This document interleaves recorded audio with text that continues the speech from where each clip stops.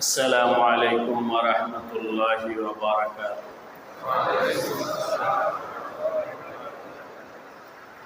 بسم الله الرحمن الرحيم. الحمد لله رب العالمين والعاقبة للمتقين والصلاة والسلام على سيد الأنبياء والمرسلين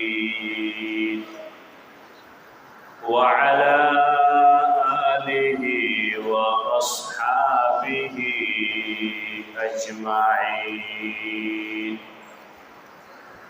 أما بعد فأعوذ بالله من الشيطان الرجيم.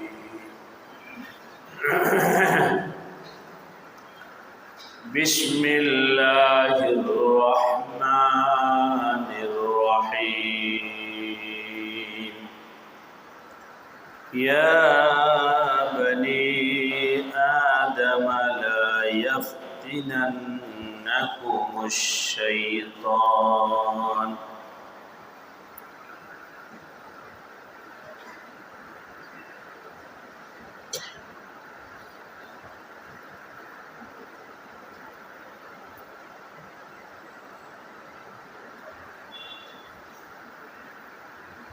كما أخرج أبويكم من الجنة ينزع عنهما لباسهما ليريهما سوآتهما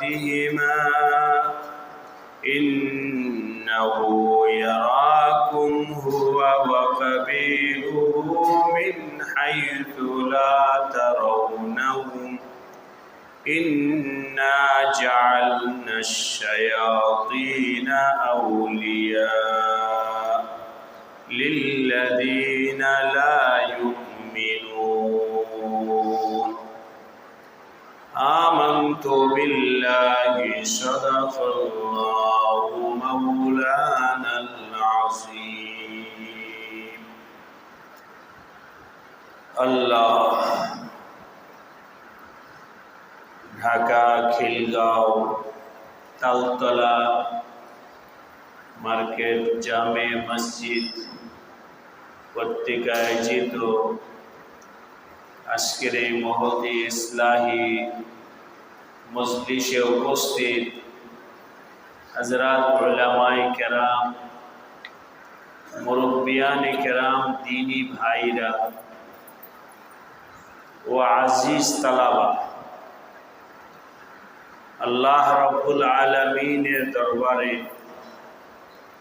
অসংখ্য শুকরিয়া যে আল্লাহ রাব্বুল আলামিন মেহেরবানি করে দয়া করে আমাদেরকে এশার নামাজ আদায় করার পর দ্বীনি কিছু আলোচনা শোনার জন্যে এখন বসার তৌফিক দান করেছে। সকলে শুকরিয়া আদায় করে বলি আলহামদুলিল্লাহ। আমার ভাইরা, যেহেতু এই মসজিদে কিছুদিন পর আমাদের ইসলাহি মজলিস হচ্ছে, তাই সকলের কাছে কয়েকটা অনুরোধ থাকবে। এক অনুরোধ হলো, যথাসম্ভব এই মজলিসগুলোতে নিয়মিত বসার জন্য চেষ্টা করব। রাজি আছি ইনশাআল্লাহ? যখনই আমি শুনব অমুক দিন এই বয়ান অথবা এই মজলিসটা হবে, তখন দুনিয়ার ব্যস্ততা তো থাকবেই কমবেশ। একেবারে ব্যস্ততা মুক্ত কেউ হতে পারবে না। যতদিন দুনিয়া আছে ব্যস্ততা আছে। তারপরেও এটাকে অগ্রাধিকার দিয়ে অন্য কাজকে পিছনে ফেলে এই মজলিসে বসার চেষ্টা করা, এই হলো একটা অনুরোধ। দ্বিতীয় নাম্বার হলো, যেহেতু ধারাবাহিক আমরা বসছি, তাই এই মজলিসে যা আলোচনা হবে, আলোচনাটা এমনভাবে শোনার জন্য চেষ্টা করব যাতে করে আলোচনার একটা সামারি, নতিজা, ফল আমার অন্তরে বসে থাকে, যে গত মজলিসে এই বিষয়ে আলোচনা হয়েছে,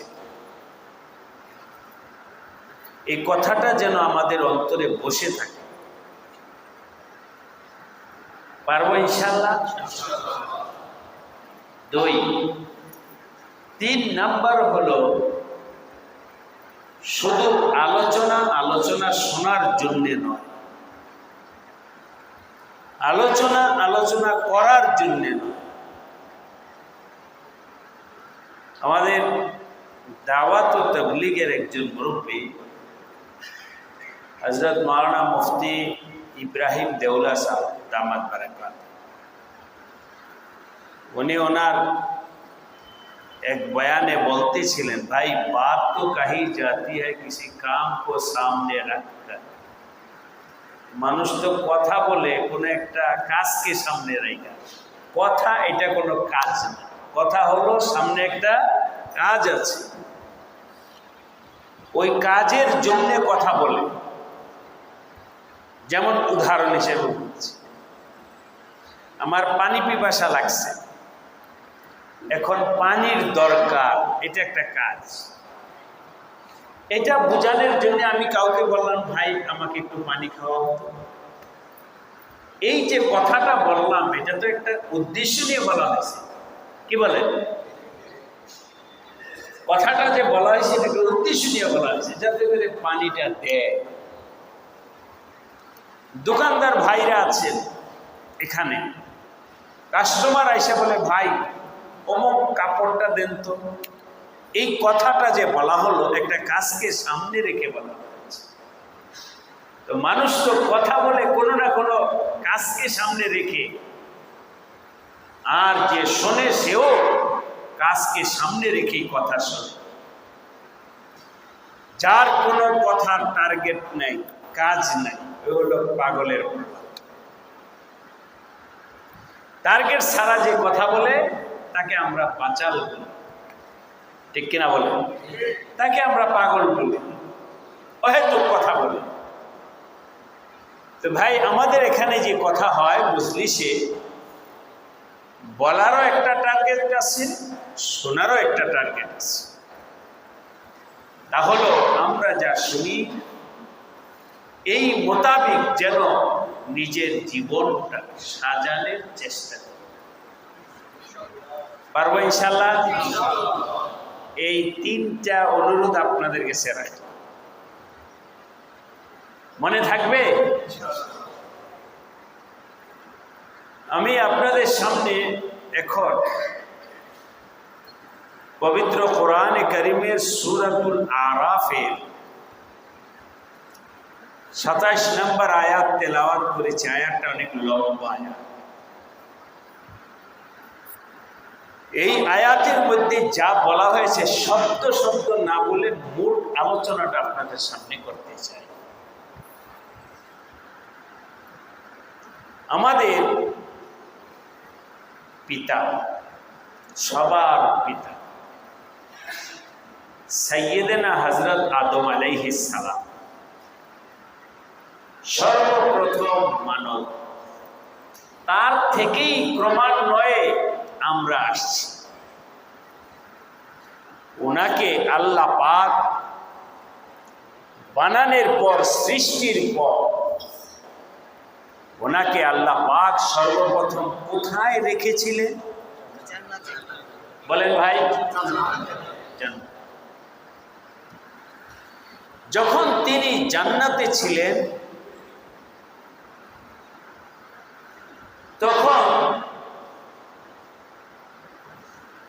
আমাদের আম্মা জান হযরত হাওয়া আলাইহিস সালাম উনিও ছিলেন, ওনাদের লেবাস পরা ছিল, পোশাক ছিল। কি ছিল? পোশাক পরিহিত অবস্থায় ছিলেন। এই পোশাক ছিল সম্মানের, এই পোশাক ছিল সৌন্দর্যের, এই পোশাক ছিল আল্লাহ পাকের নিয়ামতের। এই পোশাক পরিহিত অবস্থায় ছিলেন, কিন্তু শয়তান একটা চক্রান্ত করল। শয়তান একটা ধোঁকার আচরণ করল। সাইয়্যিদানা হযরত আদম আলাইহিস সালাতু ওয়াস সালামের সাথে ধোঁকার আচরণ করেছে, বিভিন্নভাবে ধোঁকা দিয়েছে। তখন ওই শয়তানের ধোঁকার কারণে আল্লাহ তাআলা সাময়িকভাবে আদম আলাইহিস সালাতু ওয়াস সালাম থেকে ওই সম্মানের পোশাকটা আল্লাহ পাক নিয়ে নিলেন। ওনার শরীর মোবারক থেকে ওই পোশাকটা নিয়ে নিলেন। হযরত আদম আলাইহিস সালাম হতভম্ব হয়ে গেলেন, পেরেশান হয়ে গেলেন। ব্যাপার কি? আমার পোশাক কেন খুলে যাচ্ছে, আমার শরীর থেকে পোশাক কেন আলাদা হয়ে যাচ্ছে? এর জন্যে তিনি পেরেশান হলেন। কে? কি হলেন? পেরেশান হলেন। হযরত আদম আলাইহিস সালাম পেরেশান হলেন, অস্থির হলেন। আমার শরীর থেকে পোশাক কেন আলাদা হয়ে যাচ্ছে, আমার কি অবস্থা হবে, কেন আমার শরীর থেকে পোশাক আলাদা হয়ে যাচ্ছে? অন্য আয়াতে আছে ফাতাফিকা ইয়াখসিফানি মিন ওয়ারাকিল জান্নাত। পেরেশান হয়ে ডানে বামে তালাশ করতেছিলেন কোথায় কাপড় পাওয়া যায়। শরীর ঢাকার জন্য পেরেশান হয়ে কাপড় তালাশ করতেছিলেন, কিন্তু কোনো কাপড়। ফলে তিনি বাধ্য হয়ে জান্নাতের গাছের পাতাই ছিঁড়া নিজের গায়ে আবৃত করতেছিলেন, শরীর ঢাকতেছিলেন। মিন ওয়ারাকিল জান্নাতি, জান্নাতের গাছের পাতা দিয়ে শরীর ঢাকতেছিলেন। এই অবস্থা ছিল সাইয়্যিদানা হযরত আদম আলাইহিস সালাম। এই কথাটাই আল্লাহ পাক এই আয়াতের মধ্যে বলেছেন। আর সর্বশেষ বলেছেন ইন্না জাআলনা শায়াতিনা আউলিয়া লিল্লাযিনা লা ইউমিনুন। যাদের ঈমান নাই তারাই শয়তানকে বন্ধু হিসাবে গ্রহণ করে এবং শয়তানের কথা অনুযায়ী চলে। শেষ আলোচনা। এবার আপনাদেরকে একটু জিজ্ঞাসা করি, হযরত আদম আলাইহিস সালাতু ওয়াস সালামের শরীর থেকে কাপড় আলাদা করার চক্রান্ত করেছিল কে? এক প্রশ্ন। দুই নাম্বার, কাপড় আলাদা হয়ে যাওয়ার পর হযরত আদম আলাইহিস সালাতু ওয়াস সালাম কি হয়েছিলেন? পেরেশান। কি হয়েছিলেন? বাস, আর বাড়াইলাম না। এই দুইটা প্রশ্ন যখন আপনাদের সামনে চলে আসলো, এবার আমি বলি, দুনিয়াতে কাপড় পরা এটাই মানুষের সম্মানের প্রতীক, ঠিক কিনা বলেন? এখন যে সমস্ত ছেলে মেয়ে নারী পুরুষ শরীয়তের সীমানা লঙ্ঘন করে কাপড় শর্ট তারা কার চক্রান্তে পড়ছে? যারা কাপড় চোপড় শর্ট করে শরীয়তের সীমানা লঙ্ঘন করে এবং ওইটার মধ্যে তৃপ্ত থাকে, সেটাকেই ফ্যাশন মনে করে, সেটাকেই বাহাদুরি মনে করে, এই হালাতটা এমন ব্যক্তিদের পক্ষেই সম্ভব যাদের অন্তরে ঈমানের নূর নাই। ঈমানওয়ালারা যাদের অন্তরে ঈমান আছে, হয়তো আপনারা এই আয়াত সম্পর্কে কোনোদিন আলোচনা শোনেন নাই, এই জন্যে না বোঝার কারণেও আমাদের মধ্যে অসতর্কতা আসতে পারে। তাই আজকে বলছি, শোনেন, বুঝেন, সতর্ক হওয়ার চেষ্টা করেন। ঈমানওয়ালা কখনোই পোশাককে শরীয়তের বাইরে পোশাক পরিধান করার ব্যাপারে ঈমানওয়ালা কখনোই শিথিলতা করতে পারে না। পোশাক যখন একটু সীমা লঙ্ঘন হবে তখন মুমিন মুসলমান পেরেশান হবে, যেমন আমাদের পিতা পেরেশান হয়েছিলেন। এটাই ইনসানিয়ত, এটাই মানবতা, এটাই হলো আমি যে মানুষ এর প্রমাণ। আশা করি আপনারা সবাই এতটুকু কথা বুঝেছেন। চলেন একটু আগে বাড়ি। আমাদের নবীজি সাল্লাল্লাহু আলাইহি ওয়াসাল্লাম যখন ছোট্ট ছিলেন, প্রাপ্ত বয়স্ক হন নাই, এখনো সাবালক হন নাই, ছোট বয়সে বাইতুল্লাহ শরীফের নির্মাণ কাজ চলছে, সবাই করতেছে। আমাদের নবীজিও সেই নির্মাণ কাজে অংশগ্রহণের জন্য পাথর কাঁধে করে আগায়া দিতেছে। বাইতুল্লাহ নির্মাণের সময় ওনার চাচা দেখলেন ছোট মানুষ, পাথরটা কাঁধে নিলে সরাসরি চামড়ার মধ্যে যখন লাগবে তো চামড়াটা ঠোসা পড়তে পারে, চামড়া উঠে যেতে পারে। এই জন্যে ওনার চাচা বললেন, ভাতিজা তুমি ছোট মানুষ, তোমার পরনে যে কাপড়টা আছে এই কাপড়টা দিয়ে বিড়া বানায় দিই। বিড়া বুঝেন তো? বোঝা নেওয়ার জন্য মাথায় যেটা দেয় কাপড়, এটাকে আমাদের এলাকায় বিড়া বলে, আপনাদের এলাকায় কি বলে? আচ্ছা, যে যা বলে, বিষয়টা বুঝলেই হলো। চাচা বললেন এটা বিড়া বানায়। নবীজি চাচা নবীজির জন্য ওই কাপড় দিয়ে যখন এখানে কাপড় যখন গা শরীর মোবারক থেকে খুলছে, সাথে সাথে নবীজি বেহুশ হয়ে গেছে। বলেন তো ভাইরা, ওই সময় নবীজির বয়স কি ছিল?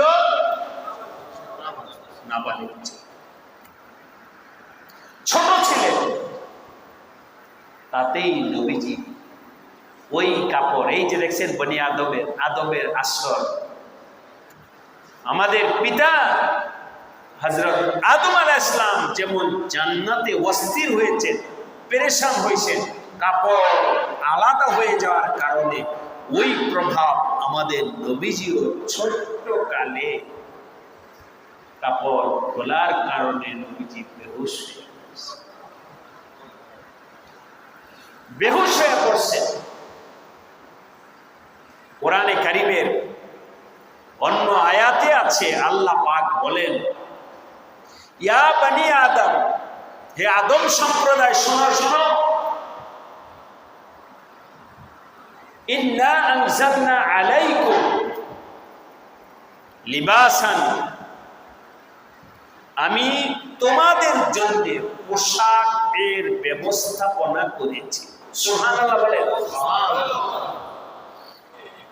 বলেন তো পশুর জন্য পোশাক না, হাইওয়ান জানোয়ার, গরু, ছাগল, কুকুর, শুকুর, মাছ, জলের প্রাণী, আকাশে উড়ন্ত কোনো পাখি, তাদের জন্য কি নাই? পোশাক নাই। তাহলে পোশাকটা কাদের জন্য? ইয়া বনি আদম, ইয়া বনি আদম, তোমাদের জন্য আনজালনা আলাইকুম লিবাসান, আমি তোমাদের জন্য লিবাস বানাইছি।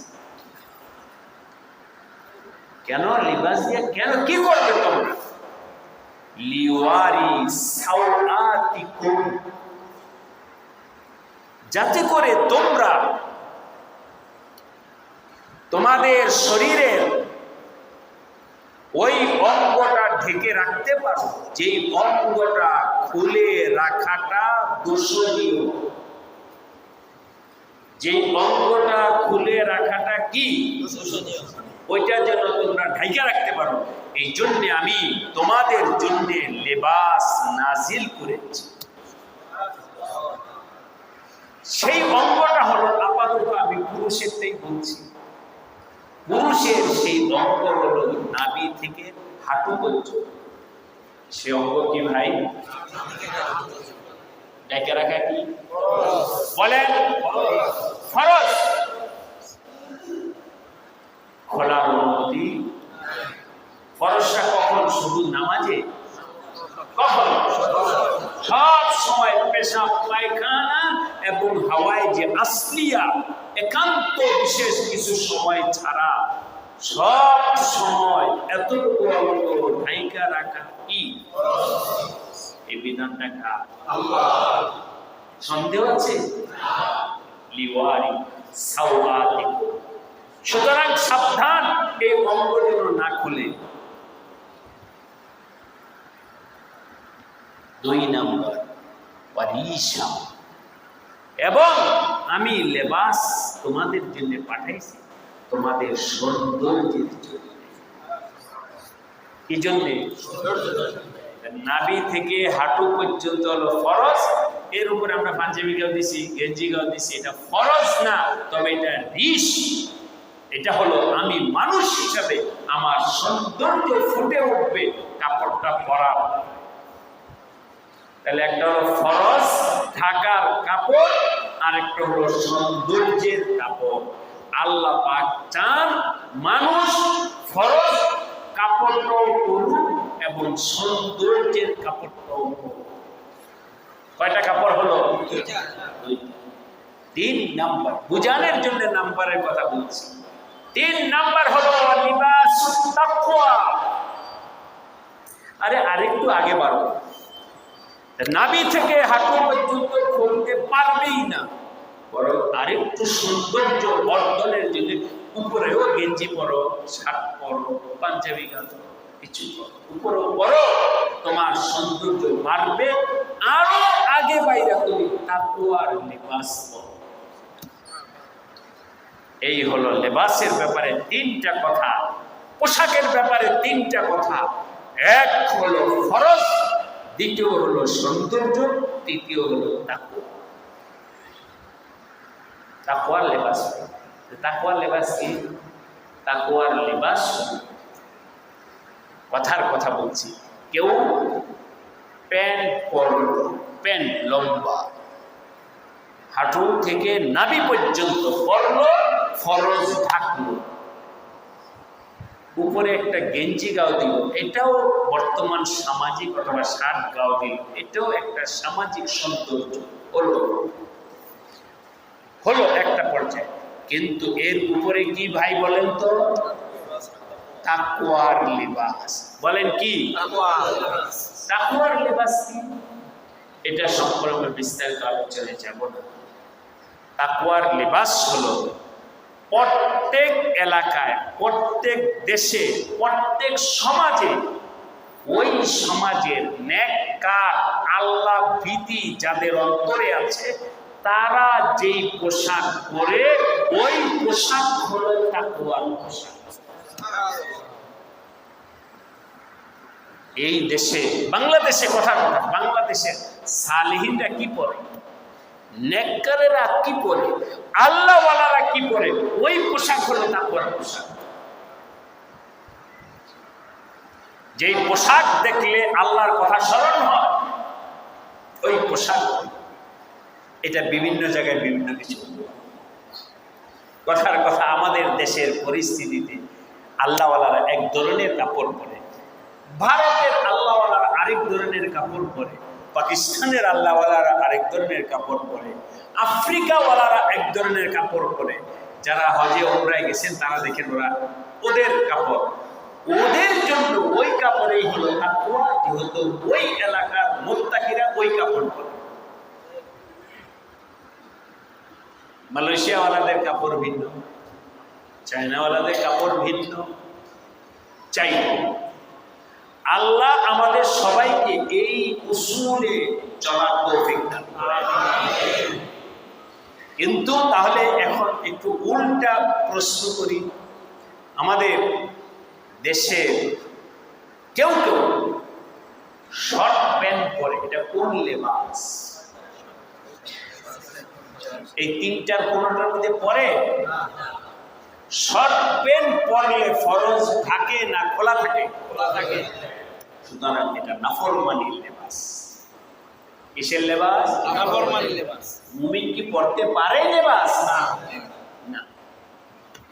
তাহলে যারা পরে তারা কোথায় থেকে আসলো? আসমান থেকে নাজিল হয়েছে? তারা আমার সন্তান, আপনার সন্তান, ঠিক কিনা বলে? আমি আমার সন্তানের দায়িত্ব নেব না? আপনার সন্তানের দায়িত্ব আপনাকে নিতে হবে। আমার সন্তানের দায়িত্ব আমাকে নিতে হবে, তাকে বুঝানো, সমঝানো যে বাবা শোনো, এই লেবাস কোরআন থেকে আজকে শুনে আসছি এটা নাফরমানির লেবাস, এই পোশাক পরে তুমি বাহিরে যেও না। কেন এই পোশাক পরে তো ইউরোপ আমেরিকা চলে? ওরা কি মুমিন? ওরা কি মুসলমান? হে মুসলমান যুবকরা, তোমাদের আইডল কখনো ইহুদি খ্রিস্টানরা হতে পারে না। আজকে যা দেখবে সেটাই ফ্যাশন, যা দেখবে সেটাই ফ্যাশন। ফ্যাশনের ঊর্ধ্বে হলো আমার আল্লাহর বিধান, মুমিনের জন্য, মুসলমানের জন্য। সুতরাং এই বিষয়ে আমাদের সবাইকে সতর্ক হওয়া, নিজে সতর্ক হব, নিজের সন্তান অধীনস্থদেরকে সতর্ক করব, প্যার মহব্বতের সাথে। ইমাম সাহেব জুমার খুতবায় মানুষকে বুঝাবে, ওয়াজ মাহফিলে বুঝাবে, অভিভাবকরা দায়িত্ব নেবে। সবাই মিলে যদি চেষ্টা করে তাহলে এই ফিতনা থেকে মুসলমান বাঁচতে পারে, নতুবা এই ফিতনা কিন্তু শুরু হয়েছে।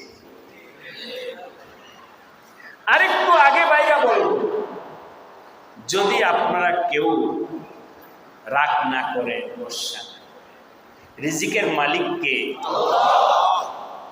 সুতরাং দোকানদার ভাইরা, এই লেবাস আমি রাখবো। আমার এখানে শর্ট প্যান্ট, সব পোশাক আছে, শর্ট প্যান্ট নাই। কাস্টমার আসছে, আপনার শর্ট প্যান্ট না? আমি শর্ট প্যান্ট বিক্রি করি। শয়তান ধোঁকা দিতে পারে যে হে পরে যায়, তার ব্যাপার, আমি বেশি না, আমিও বিক্রি করবো না। কেন? আল্লাহ কি আমাকে ওইটা বিক্রি ছাড়া আমার রিজিক আল্লাহ দিতে পারেন না? বিভিন্ন ধোঁকার ঊর্ধ্বে উঠে নিজেকে তৈরি করে, সবাই বিক্রি করে, আমি না করলে আর কি হবে? আমি তো বাঁচতাম। আমার সর্বপ্রথম আমার দায়িত্বটা আমার উপরে পড়ে, সুতরাং আমি বিরত থাকি। আলহামদুলিল্লাহ, আমাদের ওলামায়ে কেরাম অনুরোধ জানাইছেন, ওলামায়ে কেরাম জানাইছেন বিভিন্ন সময় যে আপনারা কাদিয়ানি পণ্য বেচা কিনা বন্ধ করেন। সবাই না মানলেও কেউ না কেউ মানছে কিনা জানি যে 100% মানে নাই, কিন্তু একজন দুইজন তো আল্লাহর বান্দা আছে। যারা ব্যবসা বাণিজ্যের ক্ষেত্রেও আমার আল্লাহর হুকুম, আল্লাহর সন্তুষ্টিকে প্রাধান্য দিয়ে চলে, এই সমাজে এমন লোকের সংখ্যা কম থাকলেও আছে।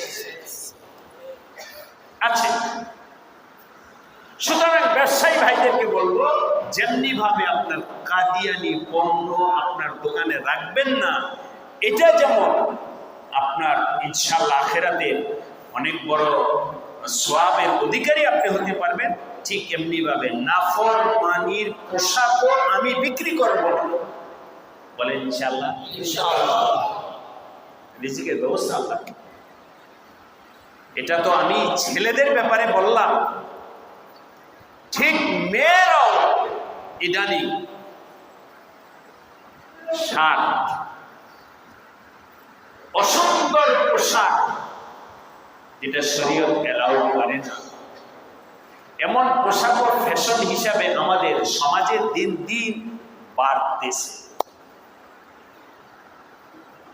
নবীজি কি বলেন শোনেন, সালাসাতুন লা ইয়াদখুলুনাল জান্নাহ, সালাসাতুন লা ইয়াদখুলুনাল জান্নাহ, তিন শ্রেণীর মানুষ জান্নাতে প্রবেশ করবে না। কয় শ্রেণীর মানুষ?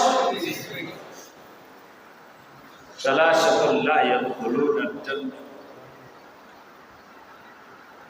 এক, আল আকু লিওয়ালিদাইহি, ওই সন্তান জান্নাতে যাবে না যে সন্তান মা বাবার নাফরমান হয়। মা বাবাকে কষ্ট দেয়, মা বাবার কথা মানে না, মা বাবার অবাধ্য সন্তান লা ইয়াদখুলুনাল জান্নাহ। দ্বিতীয় নম্বর হলো আদ-দায়ুস, দায়ুস জান্নাতে যাবে। দায়ুস কাকে বলে? অনেক আলোচনা আছে, বিভিন্ন জন বিভিন্ন ব্যাখ্যা করেছে, আমি একটাই বলছি, ওই লোক যে তার ছেলে মেয়ে গর্হিতভাবে চলে, কিন্তু বাবা এ ব্যাপারে সতর্ক নয়। বাবা এ ব্যাপারে কি নয়? ঘরের অভিভাবক সতর্ক নয়। ছেলে মেয়েদের আপত্তিকর লেবাস, আপত্তিকর আমল, আপত্তিকর হালাতের মধ্যে আছে, কিন্তু বাবা এ ব্যাপারে সতর্ক নয়, এও জান্নাতে যাবে না। একে দায়ুস বলে। কয়টা হলো? তিন নাম্বার হলো রাজুলাতুন নিসাই, ওই পুরুষ জান্নাতে যাবে না যে পুরুষ মহিলাদের আকৃতি এবং লেবাস ধারণ করে, ওই পুরুষ জান্নাতে যাবে। এবার বুঝেন, লেবাস পোশাক কি আমাদের ঐচ্ছিক, না এখানে আল্লাহ এবং রাসূলের আদর্শ আছে? আল্লাহর হুকুম আছে, রাসূলের আদর্শ আছে। এ ব্যাপারে আমি স্বাধীন। সব ব্যাপারে আমি আমার আল্লাহর গোলাম, আমার নবীর উম্মত। লেবাস পোশাকের ক্ষেত্রেও আমি আমার আল্লাহর গোলাম, লেবাস পোশাকের ক্ষেত্রেও আমি আমার নবীর উম্মত। সুতরাং পুরুষরা যেন নারীদের পোশাক আকৃতি ধারণ না করে, তাহলে তার উল্টাটাও তো হবে। কি হবে বলেন তো ভাই? উল্টাটা কি? নারীরা যেন, মেয়েরা যেন কাদের আকৃতি ধারণ না করে? পুরুষের আকৃতি প্রত্যেকেই নিজস্ব আল্লাহ পাক পুরুষকে যেই ধরনের, তার জন্য যে লেবাস আল্লাহ পাক নির্ধারণ করেছেন, নবীজি যেই লেবাস শিখাইছেন পুরুষ সেটা পরবে, মহিলাদের জন্য যেটা আছে সেটা মহিলারা। লেবাস তাকওয়া, যালিকা খায়র, তোমরা তাকওয়ার পোশাক পরো, এটাই তোমাদের জন্য। নবী আলাইহিস সালামের হাদিস আসছে, রুব্বা কাসিয়াতিন আরিয়াতিন, অনেক কাপড় পরিহিত আছে, যে কাপড় পরলেও, কাপড় পরে এমনি কথার কথা বলছি, যার কাপড় আছে তাকে বলে কাপড়ওয়ালা, যে কাপড় পরে নেই তাকে অন্য কিছু বলে। দুইটা একসাথে কিভাবে হয়?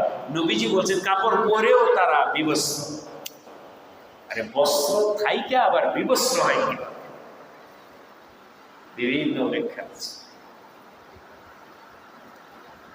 আল্লাহ, আমার উস্তাদ হযরত মাওলানা সৈয়দ আরশাদ মাদানী দামাত বারাকাতুহু হুজুর একটা ব্যাখ্যা করেছে, মানে শুনাইতেছে।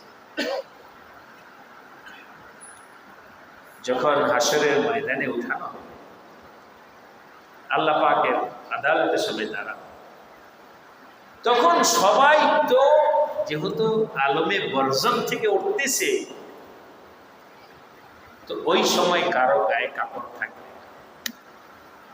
কারো গায়ে কাপড় থাকে। আল্লাহ তাআলা সর্বপ্রথম কাপড় পরাবে সাইয়্যিদনা হযরত ইব্রাহিম আলাইহিস সালাম। সর্বপ্রথম কাপড় দিবেন কাকে? এরপর কাপড় দিবেন আমাদের নবীজি। এবার বলেন তো, ওনাদেরকে আগে দিল কেন? ওনাদের মর্যাদা হিসেবে, ঠিক কিনা বলেন? ওই যে শুরু থেকে বলছিলাম কাপড় পরা এটা মর্যাদার ব্যাপার। কাপড় না পরাকে কেন তোমরা বানাইছো কি ফ্যাশন? হাইওয়ানিয়ত কিভাবে ফ্যাশন হতে পারে? অসত্য সুলভ আচরণ কিভাবে ফ্যাশন হয়? আল্লাহ পাক আমাদের সবাইকে সহি বুঝবার তৌফিক দান করেন। ইউরোপ আমেরিকা নাস্তিক মুরতাদ ইহুদি খ্রিস্টানরা তো ওরা হাইওয়ানি হতে চায়। ওই যে দেখেন না, কুকুর হতে চায়, শুকুর হতে চায় না, জানেন আপনারা? এগুলো আমার বলতে গেলাম। বানাইছেন আল্লাহ কি হতে চায়? কি হাইওয়ান হতে চায়। পরবর্তীতে আল্লাহ পাক অন্যদেরকে লেবাস দিবেন, পরবর্তীতে আল্লাহ পাক অন্যদেরকে লেবাস দিবেন। কিন্তু যারা দুনিয়াতে শরীয়তের হুকুম অনুযায়ী লেবাস পরে নাই, পরছে কিন্তু শরীয়তের হুকুম অনুযায়ী পরে নাই, আল্লাহ পাক তাদেরকে ওই অবস্থায় রাখে। এই যে কাসিয়া, কাপড় হবে না, তার কাপড় হবে না যে দুনিয়াতে আল্লাহ পাকের হুকুম অনুযায়ী কাপড় পরে নাই, শরীয়তের হুদুদ অনুযায়ী কাপড় পরে নাই, তারা আরিয়াতুন, ওই অবস্থায় থাকে। এই জন্য ভাইরা, আমি আজকে আপনাদের সামনে লেবাস সম্পর্কে আলোচনা করলাম। সার কথা বলতেছি, লেবাসে আল্লাহর হুকুম আছে কি নাই? লেবাসের ক্ষেত্রে নবীজির আদর্শ আছে কি নাই? রাজি আছি, মাইনা চলবো। আল্লাহ আমাদের সবাইকে তৌফিক দান করে। আমার এই আলোচনাটা একেবারে সংক্ষেপ, কিন্তু পাঠটা আরো অনেক এখানে আলোচনা আরো আছে। তো একদিন লম্বা আলোচনা করলে তো আপনারা স্মরণও রাখতে পারবেন না, আর এটা সম্ভব নয়। বাকি আজকে থেকে লেবাসের ক্ষেত্রে ইনশাআল্লাহ গুরুত্ব দিব। কারা একটু হাত উঠান তো দেখি। আল্লাহ আমাদের সবাইকে তৌফিক দান করে। এইগুলো এক। 2 নাম্বার, সতর্কতা কি শুধু নিজের ব্যাপারে না ছেলে মেয়েদের ব্যাপারে? অতএব আপনার মেয়েকে যখন পোশাক দেবেন, বুঝে শুনে তার জন্য পোশাক আনবেন। মেয়ের জন্য যেন ছেলেদের পোশাক না আনা হয়, মেয়ের জন্য যেন জিন্সের প্যান্ট না আনা হয়, মেয়ের জন্য যেন টি শার্ট না আনা হয়, মেয়ের জন্য যেন গেঞ্জি না আনা হয়। মেয়ের জন্য মেয়ের পোশাক, আর ছেলের জন্য যদি বলে আব্বু আমার জন্য মুখটা এনে বুঝে না, এটা আল্লাহ নারাজ হবে, এটা বললো না মা, আল্লাহ নারাজ হবে। ছেলে হলে তাকে বুঝে না আল্লাহ নারাজ, আনা যাবে না। প্রথম সমঝদারির সাথে, আদরের সাথে, প্যার মহব্বতের সাথে বুঝানোর চেষ্টা করে। এরপরে না বলতে আরেকটু কঠিন, এরপরে না বলতে আরেকটু কঠিন, কিন্তু কোনো মতেই করা যাবে না। আল্লাহ পাক আমাদের সবাইকে সব ক্ষেত্রে আল্লাহকে মাইনা চলার তৌফিক দান করেন, তাকওয়ার উপরে চলার তৌফিক দান করেন। ভাইদোস্ত, জীবন পরিবর্তন না করলে হবে না, হবে না। কবর আছে সামনে, আমাদের ঘাঁটি আছে, এগুলোর মধ্যে কঠিন হালাতে পড়তে হবে। আল্লাহ আমাদের জীবনটাকে সুন্দর করার তৌফিক দান করেন। আল্লাহুম্মা সাল্লি ওয়া সাল্লিম ওয়া বারিক।